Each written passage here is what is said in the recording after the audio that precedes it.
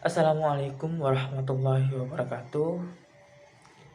Perkenalkan, nama saya Abdul Aziz dari kelompok 2 dari mata kuliah Ketika Pendidikan Islam. Di sini kami bertiga akan mempresentasikan hasil diskusi kami yang berjudul Model Pendidikan Islam dan Orientasinya. Langsung saja untuk materi yang pertama itu mengenai tentang pengertian pendidikan Islam. Pengertian pendidikan Islam adalah bimbingan jasmani dan rohani menuju terbentuknya kepribadian utama menurut ukuran-ukuran ajaran Islam. Secara sederhana, pendidikan Islam adalah pendidikan yang berwarna Islam. Maka pendidikan Islam adalah pendidikan yang berdasarkan Islam. Dengan demikian, nilai-nilai ajaran itu sangat mewarnai dan mendasari seluruh proses dari pembelajaran dan dari pendidikan.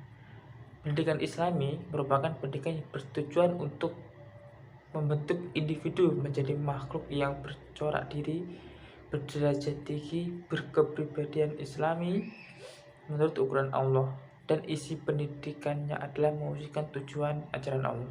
Itu merupakan pengertian dari pendidikan Islam. Yang kedua itu ada pengertian orientasi pendidik Islam. Orientasi adalah suatu pengetahuan atau perasaan tentang posisi seseorang dalam kaitannya dengan lingkungan atau dengan orang tertentu atau sesuatu yang khusus atau lapangan pengetahuan. Adapun orientasi pendidikan Islam itu sendiri bahwa Islam lebih mementingkan hidup masa depan yang bernilai duniawi dan ukhrawi. Itu dari pengertian orientasi pendidikan Islam. Untuk materi selanjutnya akan disampaikan oleh teman saya. Terima kasih. Assalamualaikum warahmatullahi wabarakatuh. Saya akan melanjutkan materi penjelasan dari teman saya.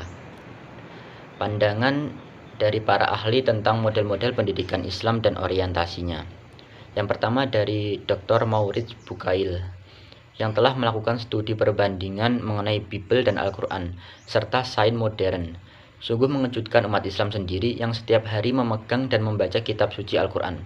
Pendapat beliau berdasarkan standar ilmiah modern melalui analisis komparatif dan akademik terhadap kebenaran Al-Quran sebagai wahyu murni, secara tekstual dan material, menunjukkan bahwa Al-Quran diwahyukan sesudah kitab suci sebelumnya. Yang kedua, para filsuf pendidikan Islam seperti Ibnu Sina dan Al-Ghazali, yang hidup pada periode keemasan perkembangan ilmu pengetahuan Islam di benua Arabia, Afrika Utara, dan Spanyol Islam, secara prinsipal telah meletakkan konsepsi pendidikan Islam yang berorientasi pada kebutuhan perkembangan anak didik. Menurut Al-Ghazali, secara potensial pengetahuan itu telah eksis dalam jiwa manusia bagaikan benih yang ada di dalam tanah. Orientasi Al-Ghazali yang bercorak empiris dalam pendidikan tampak di sisi lain, seperti keharusan seorang pendidik memperbaiki sikap dan perilaku pada waktu bertugas mengajar. Ia memandang kemampuan rasional manusia lebih penting dari kemampuan kejiwaan lainnya. Ibnu Khaldun berpandangan serupa dengan Al-Ghazali. Menurutnya, akal pikiran atau rasio merupakan kekuatan yang menciptakan kehidupan dan kerjasama dengan anggota-anggota masyarakatnya, serta untuk menerima wahyu Tuhan melalui Rasulnya. Sedangkan Ibnu Sina berpandangan bahwa pendidikan lebih menekankan pembinaan akhlak atau moralitas. Kemudian yang ketiga dari Fadil Al-Jamli, menjabarkan tuntutan kehidupan masyarakat terhadap pengembangan kurikulum pendidikan Islam, yaitu suatu jenis ilmu pengetahuan yang dikehendaki oleh Al-Quran dan diajarkan kepada anak didik. Ilmu-ilmu pengetahuan itu mencakup ilmu agama, sejarah, ilmu hitung, ilmu hukum perundangan, ilmu kedokteran, pertanian, biologi, sosiologi, ekonomi, balaghah, adab, dan lain-lain. Kemudian model pendidikan Islam dan orientasinya. Pertama, model pendidikan Islam esensialistik. Model pendidikan ini berorientasi pada nilai-nilai lama yang membentuk sosok pribadi muslim yang tahan terhadap pukulan zaman. Kedua, model pendidikan Islam perennialistik. Model ini berorientasi pada nilai-nilai yang mengandung potensi mengubah nasib masa lampau yang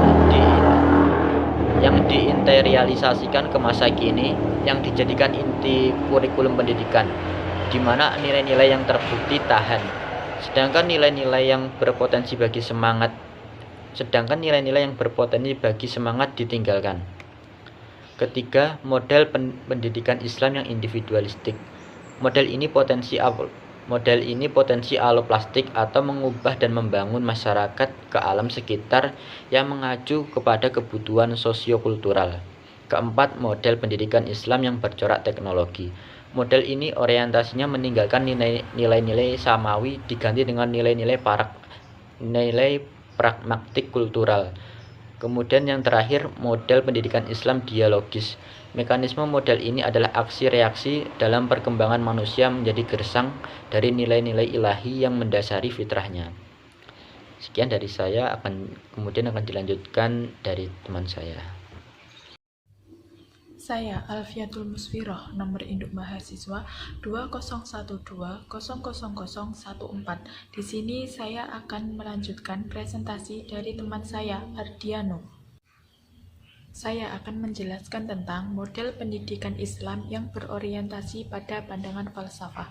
Dengan memperhatikan potensi psikologis dan pedagogis, model pendidikan Islam seharusnya berorientasi kepada pandangan falsafah sebagai berikut. Ada 3. Yang pertama, filosofis.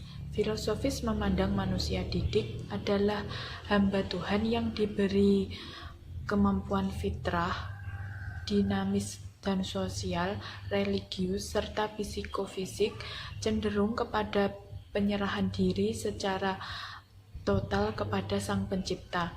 Yang kedua, etimologis.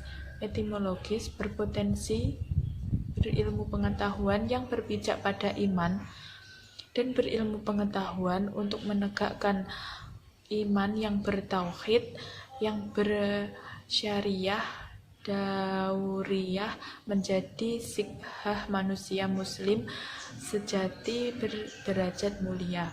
Yang ketiga yaitu pedagogis.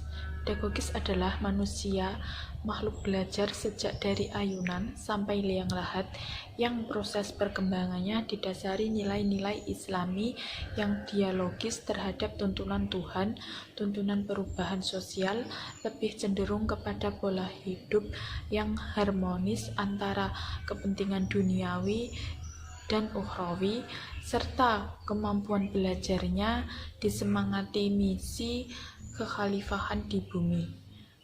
Sekian presentasi dari kelompok kami. Apabila ada kurang lebihnya, kami mohon maaf. Wassalamualaikum warahmatullahi wabarakatuh.